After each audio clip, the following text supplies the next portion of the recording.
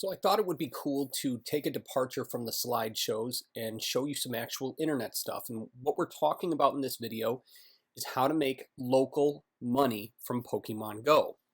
So the first thing I want to start with is learning about the game. I've taught you a few things, but you'll want to learn more. And what I'm showing you is the location I recommend going to learn. It's ign.com/wikis/Pokemon Go. If you do a search for IGN Pokemon Go, you will find this.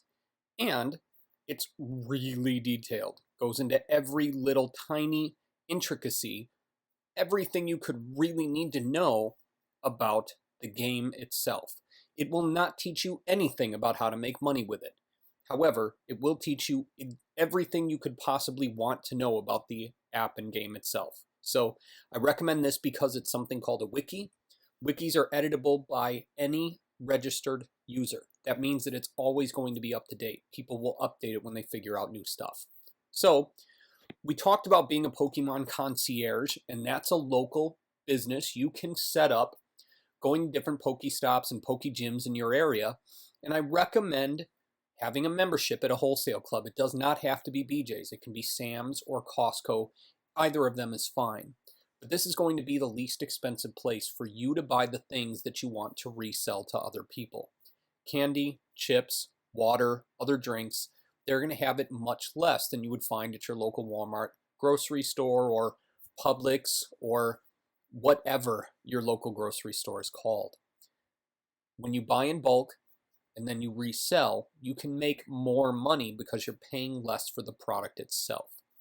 So a couple of the things that I recommended you get, one would be a portable cell phone charger. And I just did a search on Amazon, and I'm going to talk to you about the things that I found. I thought this thing was really slick. It is sponsored, meaning someone's paying for it, but for $20, you can get a solar-powered cell phone charger. I thought that was really cool. However, the one that I would recommend is this one.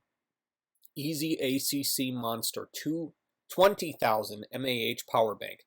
That's a large amount of power. This should last you a majority of the day.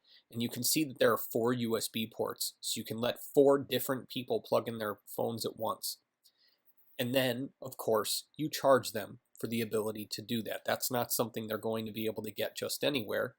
And you'll know that it was $33 with free shipping if you're an Amazon Prime member. They will not. So I recommend something like this. However, an alternative is a full portable power source with USB. This $300 beast should do you well. It should last you at least a full day of multiple charges for multiple people, and then you can charge it up overnight. The reason I recommend this is because you can also do some of the other things we had discussed. This is a portable turntable. So you can plug this into this power source and be ready to rock, where you can set people's phones on the turntable while it spins around, and you can hatch people's eggs for them. Charge $5 to $10 per egg, and you'll be rolling in bank pretty darn quickly. Now we're going to be talking about this one more in detail coming up. However, this is meetup.com, and I'm logging in, and I'm going to type in Pokemon Go and see what comes up. I have not done any research before this. So Cape Coral Pokemon Meetup, Two Drop Game Shop Meetup. So there are gamers in my area, and I'm in a fairly small suburb of Fort Myers, Florida. Fairly small is 50,000 people, but still.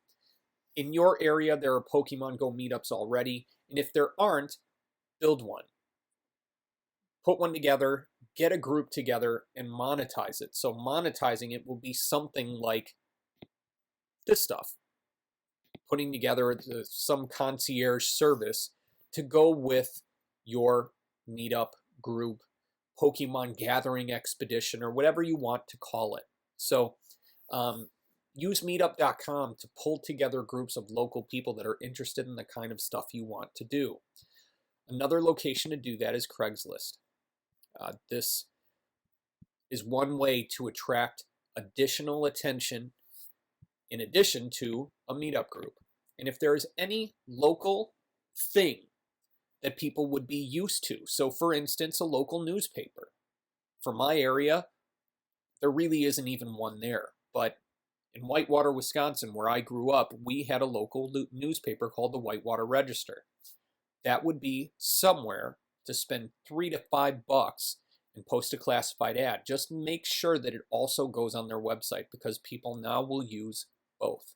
So there are some things you can do to make some local cash and get out there and meet other Pokemon trainers and sell them stuff.